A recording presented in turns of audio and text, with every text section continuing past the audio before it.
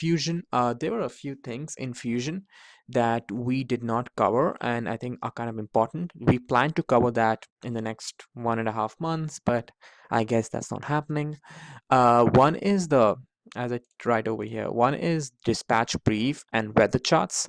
So I actually plan to use dispatch brief when we do our emergency response plan exercise, and chart where the weather charts was going to be introduced shortly. So we all know how to use weather using layers and doing all this stuff over here, but this also allows you to actually go and get raw weather data. So as you know, I clicked over here, chart viewer, that helps me open this window. Actually, it opens on my other screen.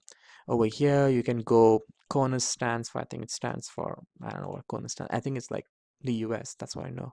So you can click on radar, whichever um, image you want, and that's like your raw charts as well. So it gives you the convective segments, helps you put everything. So if you're like a dispatcher, you want to see a multitude variety of charts, see like multiple charts at the same time, you can all open all of them, kind of compare at the same time over here. It's a nice tool. You can I'm not sure if you can shift. You can shift stuff, you can put stuff in the size you want, you can do a lot of stuff.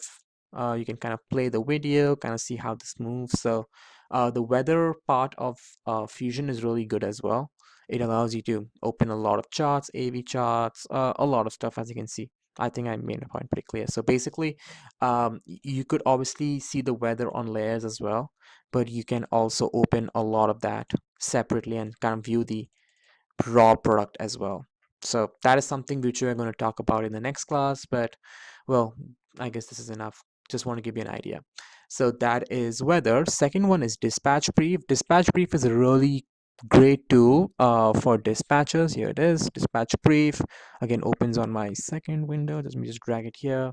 It's really good for dispatch resource management. It allows you to actually gather data, so meet hours, last 3 hours, and you can select all the airports on your desk, or you can actually create a group of airports as well. So we don't have a desk at the moment, we have a group of airports over here. So again, you can make a shared one, or you can actually just open all the airports that are part of your desk. I'll just do this, and you can put Boston, Denver, Fort Worth, Washington, LAX, and this gives you what is the ceiling, visibility, wind, RVR. Wind can be defined, so if for you wind might be green, which is good, less than 15 knots, probably for some airline is good below 20 knots, so that can be defined as well. RVR, everything can be defined. So as a dispatcher, if I'm just sitting, I can just have a good view that, oh yeah, the ceiling, visibility, winds, and RVR are within our limits. It's just one of those, just one of those quick convenient things as well. Now if you click custom, see all the airports I've chosen over here, I can just put all of them under the, what's happening, why is it not opening? Oh, choose product to display. I want metas, I want RVRs, crosswind, government tab. Oh wait, sorry, what am I doing? RVRs, government tabs, crosswind. I don't want all my products, I just want a few of them. So I feel um, segments are important, and I'll apply that, and it just gives me the metas. Look at that. So for Boston, I can go to, so that's Boston. I can just scroll down, then I go to Fort Worth. I can scroll down, so it gives me the crosswinds. This is a pretty good tool for what we call. This is a pretty good tool for just dispatch resource management. You see, um, everything is on one page. I don't need to like jump around from different airports to airports. So this was something we were going to like do when we do the emergency response exercise. One last feature is that here you see I have arranged everything by airport. This is just acting a bit slow. Boston, then we go down to Fort Worth, but I can also arrange them by product over here, as you can see.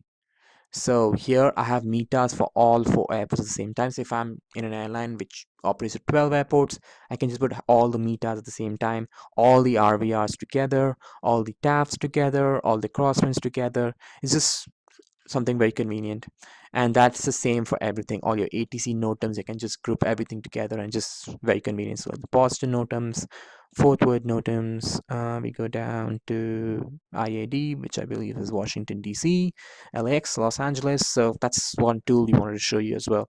Very neat tool, very convenient, I must say. That's it for Fusion. Again, if you have any questions, come back in the summer, come back in the fall. Always free to be here.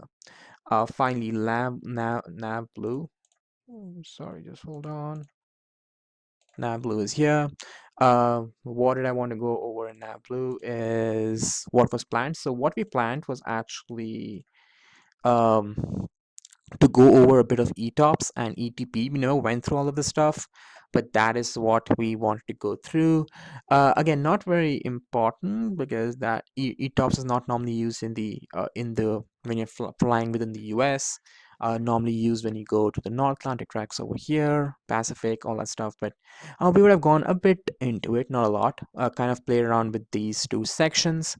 But what I wanted to go over finally is something we actually talked about in I think I talked about it in the 10 o'clock class. Not sure if I talked about this in the what do you call in the 3 o'clock class is route formation. So obviously we had the opportunity to make routes with route manager, and many a times we did not get the exact routes when we had those airspace closures.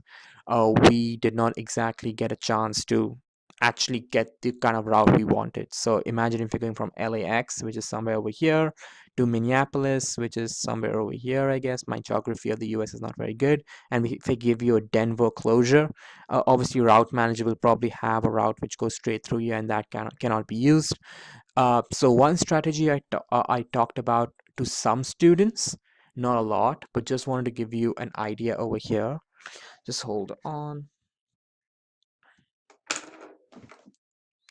Is that imagine we have an airport. Oh, just just hold on.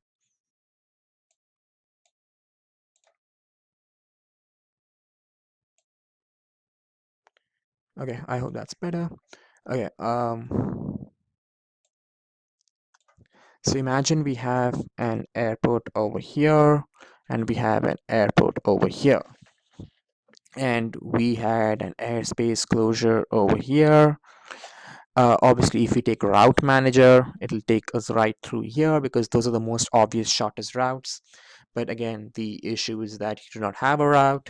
So what we talked about is that you can take one big airport. So imagine this is LAX and this is, let's see, I don't know, like JFK, I guess. And we had a, sorry, my handwriting is really bad. uh we had a big airspace closure in the middle. So what you can do is that you can actually take a route from route manager somewhere over here. Let's see, let's take that's ORD for example. So we can take a route to ORD, and then we can take a different route manager and go from ORD to JFK.